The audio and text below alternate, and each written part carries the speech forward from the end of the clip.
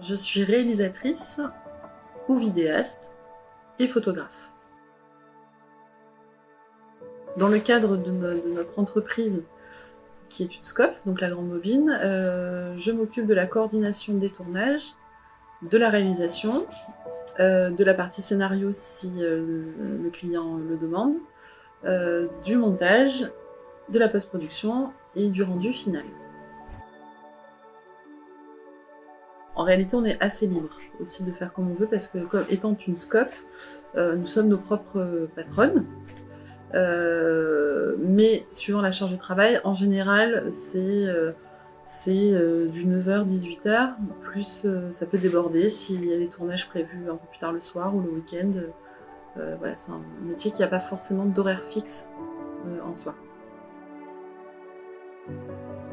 Là, avec toi, Gabriel, nous travaillons, tu as pu voir, nous travaillons sur une série vidéo pour le département. Et c'est un projet que j'ai commencé au mois de juillet. Donc là, j'en suis au 12e tournage. Exactement. Je suis aussi en train de faire un court-métrage documentaire dont le tournage a débuté en avril dernier, 2021, que je dois rendre prochainement. Donc les projets peuvent être sur plusieurs mois. Les avantages, c'est la création, déjà. C'est les rencontres aussi. Dans ce métier, selon les projets, on peut rencontrer des gens absolument différents, des univers totalement différents. C'est jamais la même chose. Donc c'est toujours très riche, et dans ma pratique artistique, et dans les rencontres humaines aussi. Les inconvénients, c'est que on est souvent seul, aussi face à tout ça. Que c'est physiquement un peu difficile aussi, parce qu'il y a beaucoup de matériel à charger, beaucoup de choses à penser. Mais c'est une super grande liberté, et c'est tellement riche que pour l'instant, pour rien au monde, je changerais ça. Ça dépend des projets. Pour l'instant, j'ai plutôt travaillé de façon individuelle, mais étant dans une entreprise où nous sommes 6, il va falloir vraiment axer sur le travail en équipe, ce qui est normal aussi. Par contre, c'est vrai que quand on est devant son logiciel de montage, on peut être seul, et puis ce cadre de créativité vient aussi dans la concentration et la solitude.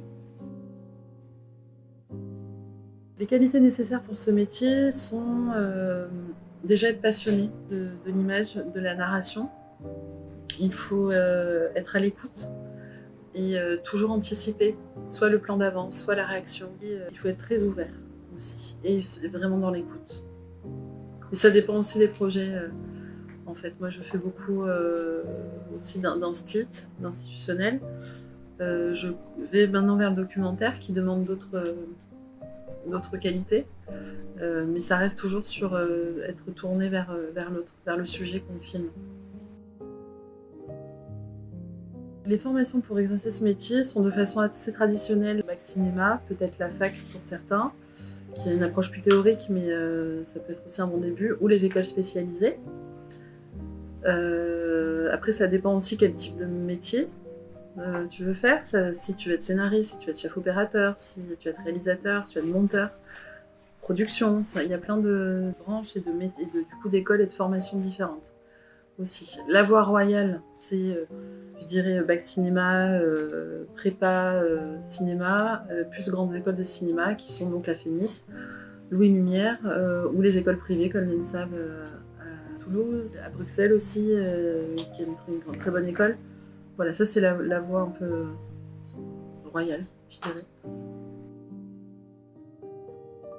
Moi j'ai un parcours, je dirais pas atypique, mais que je n'ai justement pas pris la voie royale en fait. Moi j'ai fait un bac cinéma à Saint-Sta. Pour des questions personnelles et surtout de confiance en moi, j'ai pas continué avec la prépa pour tenter la FEMIS, tout ça. Moi j'ai fait plein de premières années de plein de choses différentes, et je suis revenue à la vidéo et à l'image en faisant une première année dans une école de cinéma privée à Paris. Et en fait j'ai enchaîné tout de suite, j'ai commencé à travailler rapidement en fait à la télé. Et j'ai commencé par être assistante de production à la télé. J'ai fait de l'institutionnel aussi dans des entreprises de com institutionnelles, et je me suis formée en tant que journaliste vidéo quelques années plus tard en formation pour adultes. où j'ai pu intégrer la rédaction du magazine Elle.fr, donc le site internet, où là j'étais vidéaste sur des sujets mode, société, beauté, culture.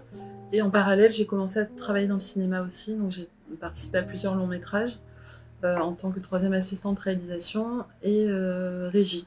Et après, je quittais Paris, revenue dans le sud, et là, je me suis installée comme auto-entrepreneur pendant quelques années jusqu'à la création de cette société qui s'appelle, cette scope qui s'appelle La Grande Bobine. Et nous travaillons pour les politiques publiques en essayant de mettre du sensible à travers les images. Il y a plein de façons d'accéder à ce métier. En fait, moi, j'ai commencé vraiment tout simplement quand j'étais à Paris, où dès que je voyais des camions de tournage, je les suivais. J'avais toujours un CV sur moi et j'essayais de repérer le régisseur, principalement. C'est des fonctions qui sont assez repérables facilement sur les tournages. Et j'allais les voir en fait. Donc un peu de culot aussi.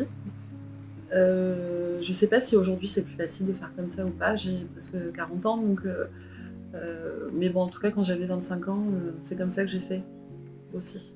Et le premier tournage sur lequel j'ai travaillé en cinéma, c'était à Nîmes, c'était le tournage de Claude Chabrol sur un film qui s'appelait Bel Ami. Et c'est exactement ce que j'ai fait. J'ai repéré le régisseur général, je suis allée lui parler. Il se trouve qu'ils avaient besoin de quelqu'un pour faire du repérage à ce moment-là. Et ben, il m'a proposé cette mission. Il fallait que je trouve un décor pour faire une salle de dentiste dans le film. Et c'est comme ça qu'après j'ai pu bosser sur 3-4 films qui se tournaient principalement dans la région et un autre à Paris et dans le Nord aussi.